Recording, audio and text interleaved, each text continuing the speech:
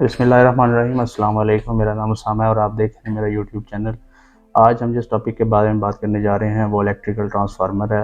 Electrical transfer एक ऐसी medical device है जो इलेक्ट्रिकल एनर्जी को एक सर्किट से दूसरे सर्किट में ट्रांसफॉर्म कर देती है। और जो इलेक्ट्रिकल ट्रांसफार्मर है ये वर्क करता है इलेक्ट्रोमैग्नेटिक इंडक्शन के प्रिंसिपल पे। इसका मतलब ये है कि ये एक वोल्टेज या करंट को ट्रांसफॉर्म करता है हाई वोल्टेज में या लो वोल्टेज में, या लो वोल्टेज को हाई में और हाई वोल्टेज को लो वोल्टेज में ट्रांसफॉर्म कर देता है। और ये मोस्टली जो है वो पावर ट्रांसमिशन और डिस्ट्रीब्यूशन वगैरह में वोल्टेज को स्टेप अप और स्टेप डाउन करने के लिए इस्तेमाल होता है, डिपेंडिंग अपॉन के जो हमारा लोड है वो क्या है।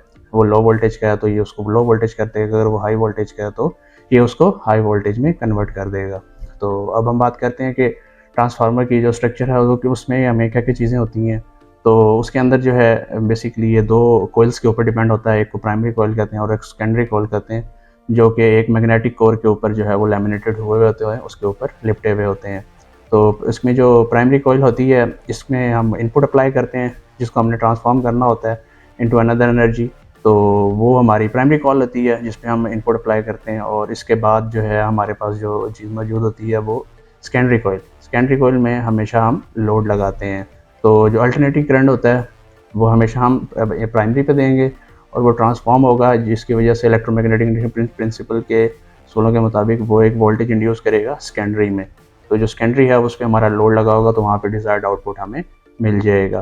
तो जो हमारा वोल्टेज इंड्यूस होगा सेकेंडरी कॉइल में वो डिपेंड करेगा कि number of turns of primary and number of turns of secondary के, नंबर ऑफ टर्न्स प्राइमरी के कितने और number of turns of secondary कितने। और जो ट्रांसफार्मर हम इसको दो टाइप्स में क्लासीफाई करते हैं। तो एक इसमें जो है वो स्टेप अप ट्रांसफार्मर होता है और जो दूसरा होता है वो इसमें स्टेप डाउन ट्रांसफार्मर होता है। तो स्टेप अप ट्रांसफार्मर का जो मकसद होता है वो वोल्टेज को ट्रांसफॉर्म करना होता है हाई वोल्टेज में, लो वोल्टेज को हाई वोल्टेज में। तो सिमिलरली जो स्टेप डाउन ट्रांसफार्मर है वो जो हमारा जो हाई वोल्टेज होता है वो उसको लो वोल्टेज में कन्वर्ट कर देता है। तो यही एक जो है ना इसकी खासियत है जिसकी वजह से इसको पावर ट्रांसमिशन और डिस्ट्रीब्यूशन में जो है ना ट्रांसफार्मर को इस्तेमाल करने की ख़ास वजह है।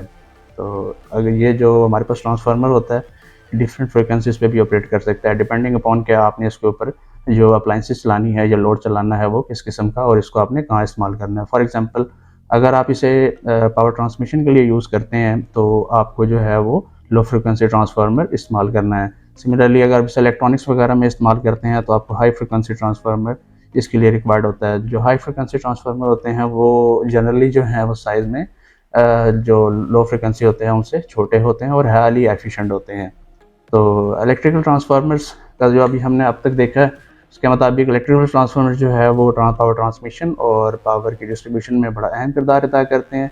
और इसी ट्रांसफार्मर्स के ज़रिए जो हमारी बिजली जो इलेक्ट्रिसिटी डिस्ट्रीब्यूशन जो ट्रांसमिशन होती है, जनरेशन होती है, उसके बाद उसकी ट्रांसमिशन होती है, उसमें बड़ा अहम किरदार अदा करता है। और जब ये हमारे ग्रिड स्टेशन पे आ जाती है वहाँ से जब डिस्ट्रीब्यूशन के लिए इसको आगे भेजा जाता है तो यहाँ पे जो ट्रांसफार्मर हमारे गली मोहल्लों में लगे होते हैं वो इसको स्टेप डाउन करते हैं और हमारे घरों तक हमारी जो बिजली है इसको पहुँचा देते हैं।